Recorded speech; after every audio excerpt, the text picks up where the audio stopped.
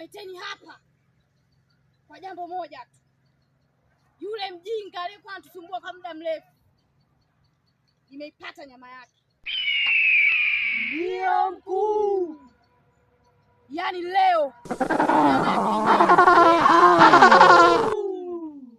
yaani toka mtoto wake amepata cheo, anahama na anatoka kwenye chama chetu, lazima tule nyama ya mtoto wake. Mnanielewa? Ndio.